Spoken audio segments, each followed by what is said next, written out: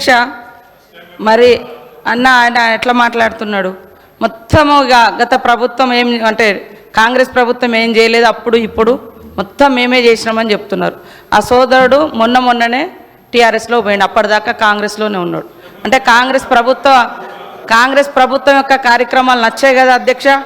ఈరోజు ఈ రాజ్యాంగం ద్వారా ఎస్టీ స్టేటస్ ఇచ్చిందే ఎస్సీ ఎస్టీలకు కాంగ్రెస్ ప్రభుత్వం అధ్యక్ష.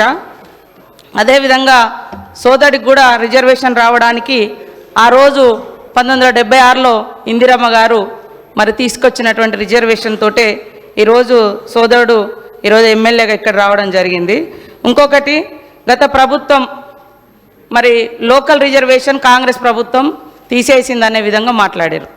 గతంలో జీవో నెంబర్ 3 తీసుకొచ్చి ఏజెన్సీ ప్రాంతాలలో ఐటీడీఏల ద్వారా వేలాది మందికి ఉద్యోగాలు ఇచ్చిన ఘనత కాంగ్రెస్ ప్రభుత్వంది.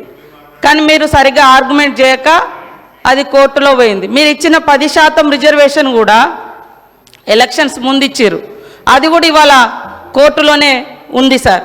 కాబట్టి మాట్లాడేటప్పుడు కూడా కొంచెం ఆలోచించాలి.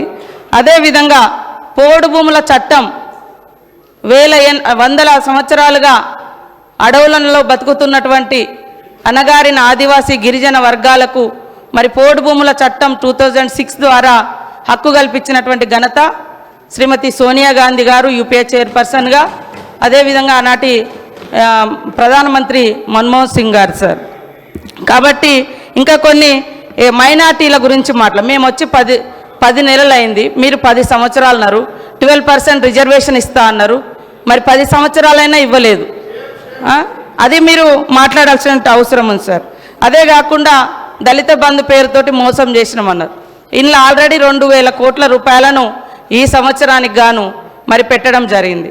కాబట్టి మేము ప్రవేశపెట్టినటువంటి బడ్జెట్ను కూడా చూసుకొని మాట్లాడితే బాగుంటుంది. అంటే ఓకే అన్న, నేనేం అనడం లేదు, కానీ మేము పెట్టినాం కదా, పెట్టిన వాటిని కూడా మీరు పెట్టలేదు, చేయలేదు అని కాకుండా మంచిని మంచి అనుండ్రి, చెడుని చెడు అనుండ్రి, పాలకు పాలు నీళ్ళకు నీళ్ళు, అంతేగాని అన్నీ ఏం లేదు అంటే మరి అది కూడా కరెక్ట్ కాదు. కాబట్టి మా సోదరుడు కరెక్ట్గా ఆదిలాబాద్ జిల్లాలోనే గత 10 సంవత్సరాలలో మీరు ఎన్ని వేల మంది గిరిజన నిరుద్యోగ యువకులకు ఉద్యోగాలు ఇచ్చిరో చెప్పండి, ఎంతమందికి ఎస్సీ ఎస్టీలకు ఇండ్లు ఇచ్చిరో చెప్పండి, ఎన్ని వేల మందికి నీటి వసతి కల్పించిరో వ్యవసాయానికి చెప్పండి.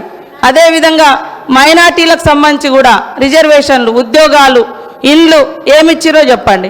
మేము 10 నెలలు కూడా కాదు, 8 నెలల్లో ఇప్పుడు మా బడ్జెట్లో అన్నీ పెట్టడం జరిగింది.